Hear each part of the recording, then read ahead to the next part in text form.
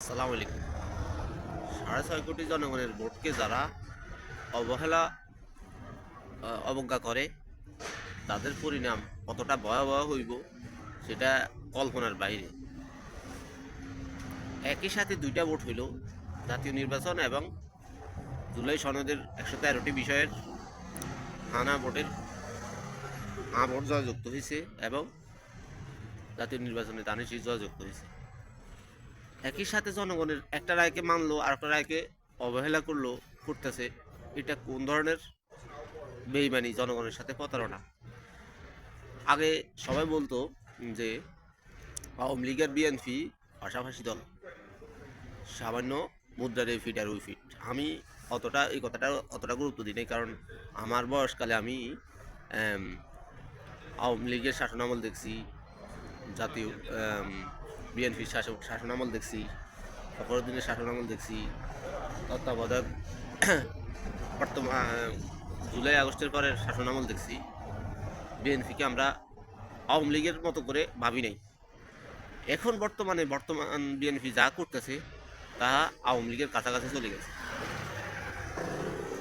৬.৫ কোটি সাধারণ মানুষের ভোটকে যারা অবহেলা করে, অবমূল্যায়ন করে, তাদের পরিণাম যদি হাসিনার মতো না হয়ে থাকে, আপনারা মনে রাখিয়েন, লিখে রাখিয়েন। হাসিনাও এরকম সংবিধানের দোহাই দিত, এটা করতে সংবিধান নাই, ওটা নাই। সংবিধান তো ওর হাতের লেখা, ওর নির্দেশনায় তৈরি। সংবিধানের অনেক কিছু ওরা নিজেরা সংশোধন করছে, এটা একটা কাগজ, এর বাইরে কিছু বেশি কিছু না। তো আওয়ামী লীগের পথে যদি বিএনপি হাঁটে, আওয়ামী লীগের কী দশা হচ্ছে আজকে, বিএনপির এর চেয়ে বেশি করুণ পরিণত হইব। আর আওয়ামী লীগরে 17 বছর সময় দিছে দেশের জনগণ, এবং আল্লাহ জনগণ জনগণের দোয়া কবুল করছে। 17 বছর পরে আওয়ামী লীগকে সময় দিছে, আল্লাহ সময় দিছে যে তাদের যে ন্যাক্কারজনক কর্মকাণ্ডগুলো থেকে তারা যেন বেরিয়ে আসে। তারা দিন দিন উগ্র হচ্ছে। ঠিক বিএনপি ক্ষমতা শুরুর সময় থেকে শুরু করছে। আওয়ামী লীগ 17 বছর সময় পাইলেও বিএনপি অত সময় পাইব না।